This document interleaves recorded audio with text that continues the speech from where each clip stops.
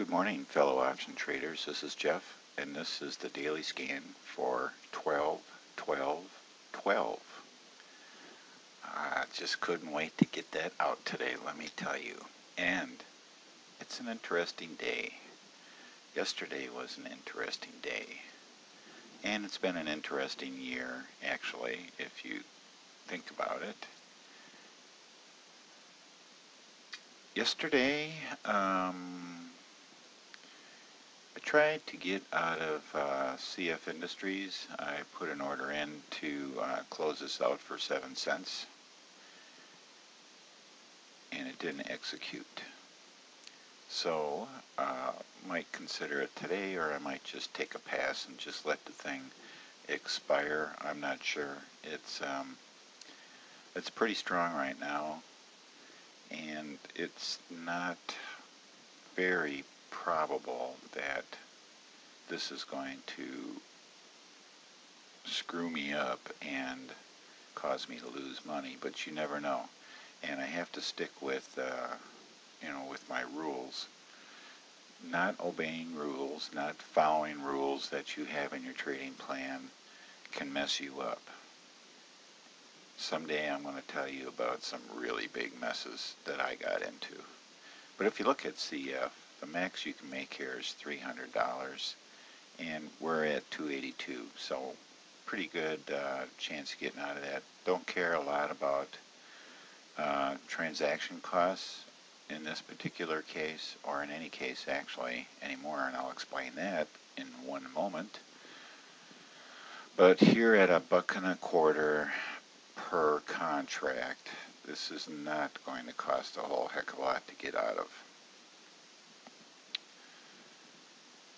A quick review of where we're at here. This is Chipotle. This is the Iron Condor that I'm in on Chipotle. I'd like to take a look at a chart on that myself and see how we're doing. Let me squish this down. And looking at these break-even points here that I in a past video showed you how to put these in there, we're doing okay. I'm not worried about it. We're still in a downtrend, and we have a a slight move up here. Still in a downtrend. I think that that's to our advantage. Yesterday was strong at the open and weak at the close. So I think we're okay there. CRM, don't know if you heard, but Susquehanna upgraded them yesterday, and the stock shot up. And if you go and you take a look at, here I gotta set this back here to auto. If you take a look at the news, and this is interesting, Robertson, he registered, and then we have a bunch of people registered some shares. I don't know what that means, probably that he bought them. But here we have somebody that sold 11,000, and this guy sold 1,700, and this guy sold 4,000. And strangely enough, it's after Susquehanna comments about them, about how much they really love this company.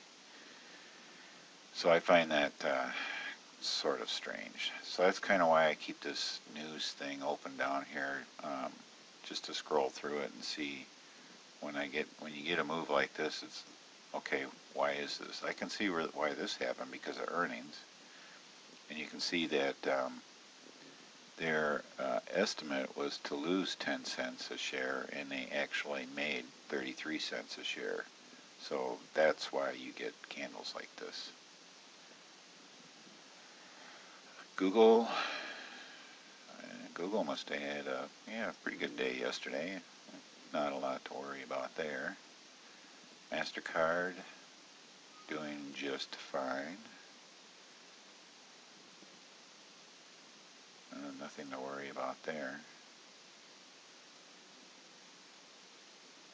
And we take a look at, I think, well, we could take a look. Let's take a look at this. I want to do a quick look at the Profit 10 portfolio. Let's take MasterCard. Wait a minute.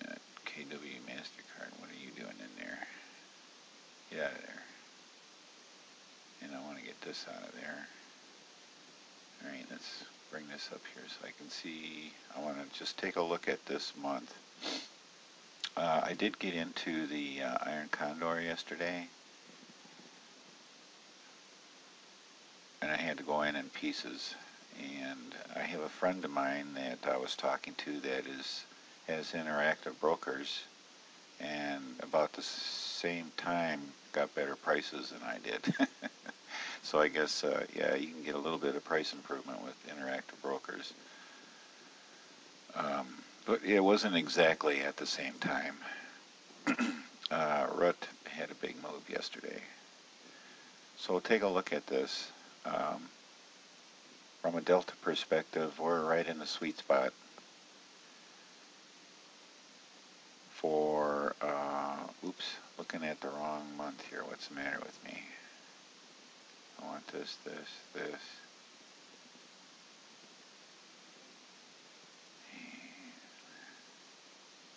I want all the Decembers except for that, and except for the insurance policy, and shut all the rest of them off.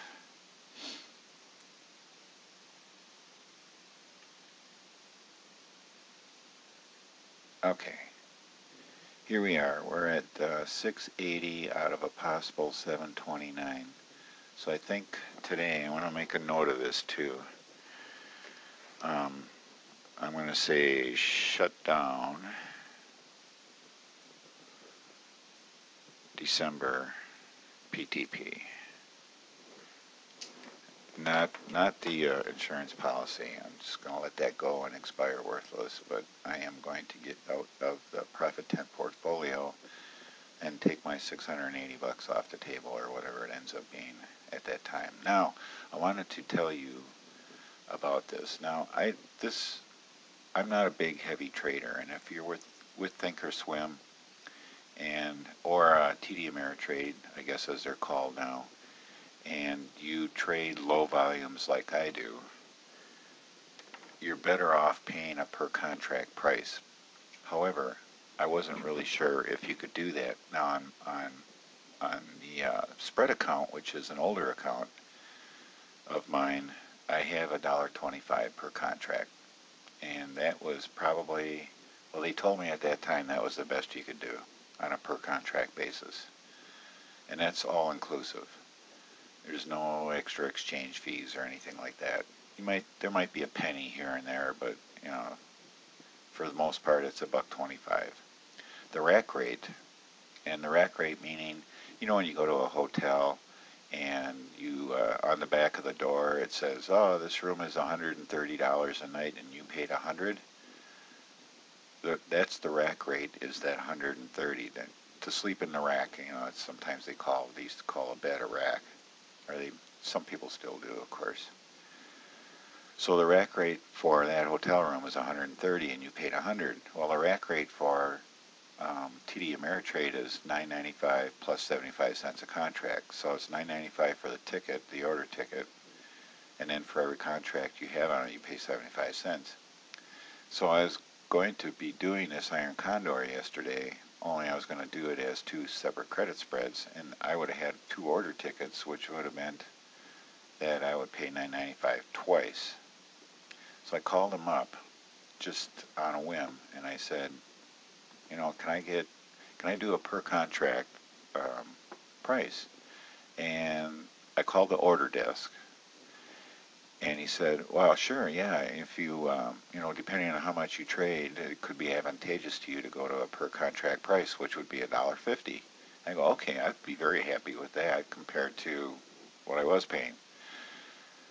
So he left the line, and then he came back and said, well, you know, because of the volume that you do, and it's not real high volume, but because of the volume, you know, regular trader every month, spending some money with him, that he would knock it down to $1.25. And I was just tickled pink. So I asked him, I had this order sitting there, I was ready to execute it, and I asked him to let me know when he changed it, and he said, hang on a second. And about 30 seconds later, he came back and said, it's changed.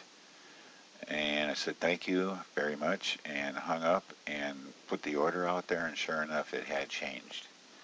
So my $20, $25 trade actually went down to, let's see, that was there's 250 as $5. So that was a huge, huge savings for me, from 20 something down to $5. That's quite a deal. So if you are a TD Ameritrade customer, call up the trade desk and ask them for a cheaper rate. Of course, if you trade a couple hundred contracts on one order ticket, actually the break even is $20, or 20 contracts. If you trade 20 contracts or more on an order ticket, you're better off keeping the $9.95 plus 75. All right, enough about that. Another interesting thing here. Take a little look at gold futures.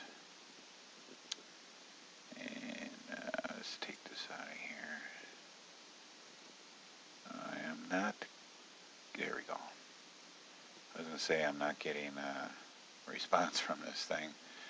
But I wanted to take a look at gold and just quickly go back here and see what's going on here with gold. Way back in 03, and the date is showing up here wherever my cursor is, way back in 03, and all the way actually through the middle of 05, gold wasn't really doing very much. I mean, it moved from 355 to 433, and that's not, you know, a lot of big move compared to what it's doing now. And then since then, it's just been on a tear. It went from that 433, you know, up to 1923. And I'm thinking, why is that? Well, in the United States, that happens to correspond with large deficits annually in the government's budget. Just happens to coincide with it. Don't know if that's the reason why or not, but I think that it's strange that it should just happen to start to do that. And then in 08, it really took off, and it's almost doubled. Oops. Actually, it has doubled since 08. 867 up to 1719. That is huge, and those are really huge deficits, over $1 trillion every year since 08. So gold is probably still a good buy because the United States is not going to be fixing their debt problem. People think, oh yeah, we start paying off the debt. Well, when you have $1 trillion plus deficit each year, you're kind of crazy if you think you're actually going to be paying off the debt, which is almost $17 trillion, not counting the unfunded liabilities. So this has got to break sometime, you know, this whole budget issue here in the U.S., but for now, I guess buy gold, you know, at least for the next couple of years. This is not too late to get in as far as I'm concerned. So jump in. All right, let's do a quick look at the A+ list. And bring up what we're in here.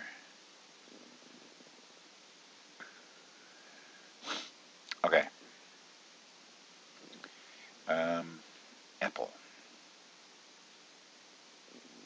Always interesting, is it not? We're running kind of late this morning. Come on, charts. Things are really slow. Maybe it's because it's so cold outside. Apple's struggling to come up, but it's still giving these bearish candles here, even though it gapped up hugely. It struggled during the day. I don't know what to say about it. But like I said, I'm not doing anything about it for right now. Amazon. Were we watching that one? No, not really. Amazon not being able to make up its mind here, and no entry on the long term. BIDU. Alright. This is disturbing here on the long term. This is a horribly bearish trend that's going on, even though the 50 is still in an uptrend. And here we have a signal, as they say. So what we are going to do, we're going to just probably not get in today, but what we're going to do is put an alert in here. And where do we want to be? The low 92.52, so how about 92.40? Yeah, 92.40. That's where I'll set it for now. And we want it at or below. So if we get a move down here, this should give us a hook. We'll probably wait one more day. One more day. To see if, to get confirmation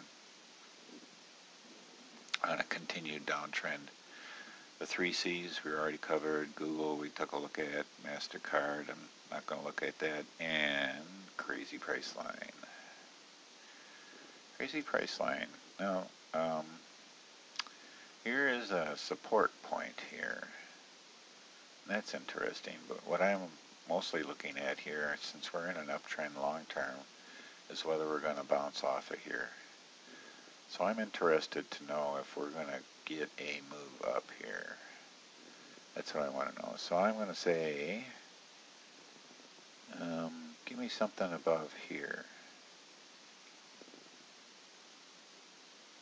from an alert perspective. Oops. So we want at or above, darn it, that price there. We'll take that as a starting point and see if it moves above there today. Very short-term trades on price line. I never want to stay in very long. And Panera, we were looking for maybe a pop above here.